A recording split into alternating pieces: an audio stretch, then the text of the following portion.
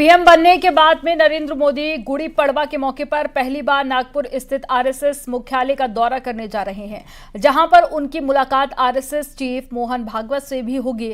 और पीएम का ये दौरा कई मायनों में बेहद खास है। ये सिर्फ एक औपचारिक यात्रा नहीं है, बल्कि इसे सरकार और संघ के बीच में भविष्य में बढ़ते तालमेल के रूप में भी देखा जा रहा है। आपको एक रिपोर्ट दिखाते हैं।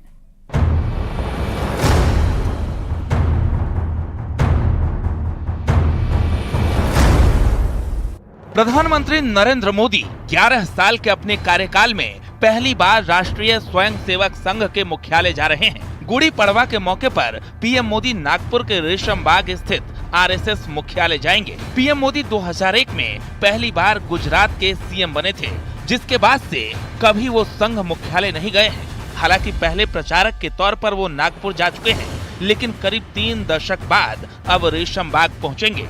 प्रधानमंत्री नरेंद्र मोदी 30 मार्च को नागपुर के दौरे पर रहेंगे। वहां सुबह 9 बजे सबसे पहले वो स्मृति स्थल जाएंगे, जहां आरएसएस के पहले सरसंघचालक डॉक्टर हेडगेवार और दूसरे सरसंघचालक गुरुजी की समाधि पर अपने श्रद्धांजलि अर्पित करेंगे। उसके बाद फिर वहां से जाएंगे दीक्षा भूमि, जहां की डॉक्टर अंबेडकर ने कई सारे लोगों के साथ में बौद्ध धर्म अपनाया था, तो उसको लेकर भारत सरकार ने पंच तीर्थों का निर्माण किया है। उसमें से एक दीक्षा भूमि भी है। वहां जाकर डॉक्टर अंबेडकर को श्रद्धांजलि अर्पित करेंगे। उसके बाद में फिर जो है प्रधानमंत्री नरेंद्र मोदी एक बड़े कार्यक्रम में शामिल होंगे, जहां माधव नेत्रालय का जो है वो शिलान्यास और उद्घाटन करेंगे। आरएसएस मुख्यालय पहुंचने के बाद पीएम मोदी स्मृति मंदिर में दर्शन करेंगे और आरएसएस के संस्थापकों को श्रद्धांजलि देंगे। ये पहला मौका है जब कोई प्रधानमंत्री डॉक्टर हेडगेवार स्मृति मंदिर का दौरा कर रहे हैं। इससे पहले 2007 में अटल जी भी गए थे, लेकिन उस समय वो प्रधानमंत्री नहीं थे। यही वजह है कि बतौर प्रधानमंत्री नरेंद्र मोदी का ये दौरा काफी अहम माना जा रहा है। वहां उनके साथ में संघ प्रमुख मोहन भागवत भी स्टेज पर मौजूद रहेंगे और इस बहुत बड़ी एक जनसभा को भी संबोधित करने का प्रधानमंत्री का कार्यक्रम है। उसके बाद में तकरीबन 12:30 बजे प्रधानमंत्री नरेंद्र मोदी एक सरकारी कार्यक्रम को भी नागपुर में संबोधित करने वाले हैं। इसमें जो सोलर एनर्जी को लेकर और स्पेस साइंस को लेकर भी एक बड़ा सेंटर है, उसमें प्रधानमंत्री एक कार्यक्रम में शामिल होंगे। तो इस तरह से प्रधानमंत्री का 30 मार्च का एक नागपुर का कार्यक्रम रहने वाला है, जिसमें सबसे बड़ा जो कार्यक्रम होगा वो संघ प्रमुख मोहन भागवत के साथ में एक सार्वजनिक कार्यक्रम है, वो स्टेज शेयर करेंगे और उसके साथ साथ स्मृति स्थल जाने का भी उनका कार्यक्रम है। हालांकि पीएम मोदी अपने भाषणों में संघ के अनुशासन और राष्ट्र प्रथम की भावना को बार बार दोहराते हैं, लेकिन 2024 लोकसभा चुनाव में संघ और संगठन के तालमेल को लेकर सवाल उठने लगे थे। माना जा रहा है कि पीएम मोदी का ये दौरा संघ और संगठन की एकता का शक्ति प्रदर्शन होगा। ये बीजेपी के कोर समर्थकों और संघ के स्वयं सेवकों के बीच उत्साह बढ़ाएगा, साथ ही विपक्ष को बड़ा संदेश देने वाला होगा। यही वजह है कि पीएम मोदी के नागपुर दौरे से सियासी गलियारों में हलचल तेज है। Bureau report, news 18।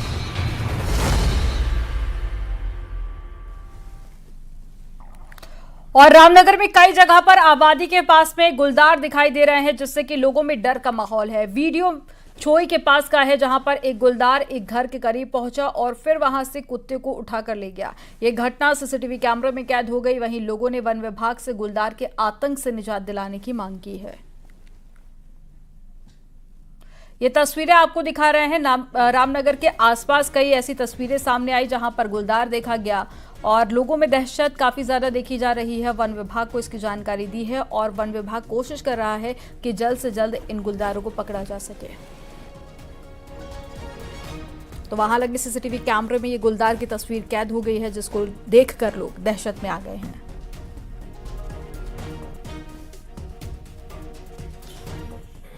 नैनीताल की झील देश भर के पर्यटकों का आकर्षण का केंद्र है, लेकिन कम बारिश की वजह से झील का जलस्तर तेजी से घटने लगा है। तो अब पर्यटन सीजन के लिए वाटर लेवल बनाए रखने की भी एक बड़ी चुनौती है। आपको एक रिपोर्ट दिखाते हैं।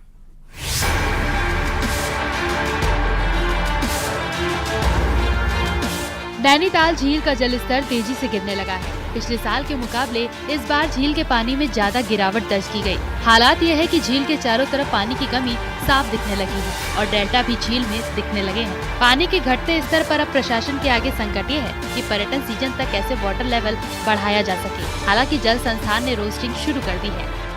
सन में जैसे हमारी जो पंपिंग आवर है वो हमारी 16 घंटे की होती थी।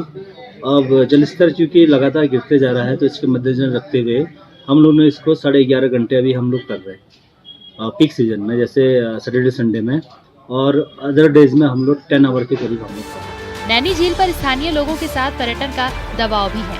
20 से 22 MLD पानी की खपत यहाँ रहती है। इस बार पानी में कमी और जल स्रोतों के सूखने के बाद झील के वाटर लेवल लगातार कम हुए हैं। वहीं प्रशासन पानी के गिरते जल स्तर पर झील से गाद निकालने की भी तैयारी में है। एक तो सबसे पहले मैंने इरिगेशन से कहा है कि एक NIH से बात कर लें, क्योंकि आमतौर पे जो हम ड्रेजिंग कराते हैं JCB से, वो कोई बहुत साइंटिफिक ड्रेजिंग नहीं है, तो उसका कोई साइंटिफिक तरीका है, उसका सर्वे करा के हम कॉस्ट बता दें। जितना मैनुअल हो सकता है, अप्रैल में स्तर सबसे कम होता है, वो हम अप्रैल में करेंगे। इरिगेशन का इसमें एक बजटरी हेड भी खुल गया है। बहरहाल जिस तरह से झील का पानी कम हो रहा है उससे पर्यटन सीजन के दौरान भी दिक्कतें आ सकती हैं। अगर हालात ऐसे ही बनी रहे तो पीने के लिए पानी का संकट भी नैनीताल शहर झेल सकता है। न्यूज़ 18 के लिए नैनीताल से वीरेंद्र बिष्ट की रिपोर्ट।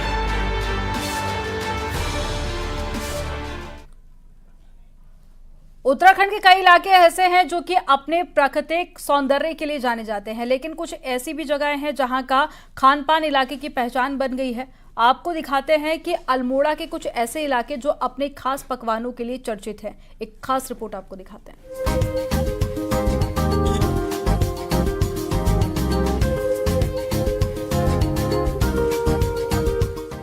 युवा पीढ़ी का रुझान भले ही फास्ट फूड की ओर बढ़ा हो, लेकिन अल्मोड़ा के कई ऐसे इलाके हैं जो अपने शुद्ध पहाड़ी और जैविक खाने के लिए जाने जाते हैं, जिसमें दानिया के पराठे यहां से गुजरने वाले पर्यटकों को खास तौर पर लुभाते हैं।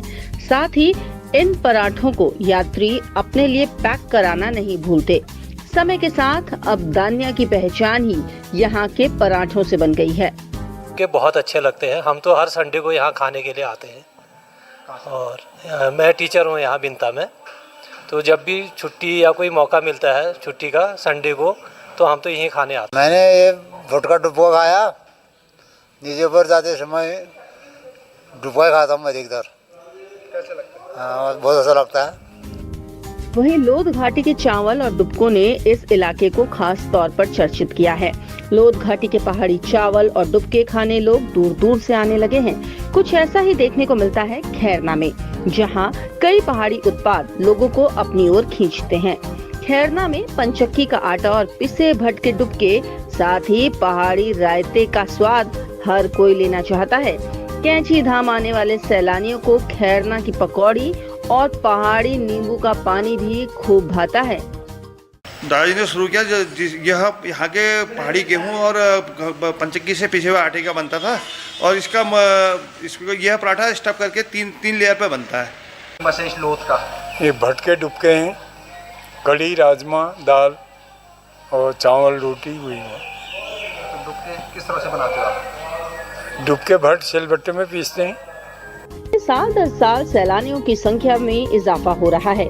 ऐसे में सैलानियों को यहाँ का खान पान भी खूब भा रहा है। इसके जरिए जहाँ इलाकों को नई पहचान मिल रही है, वहीं सैलानियों को यहाँ आने का एक और बहाना।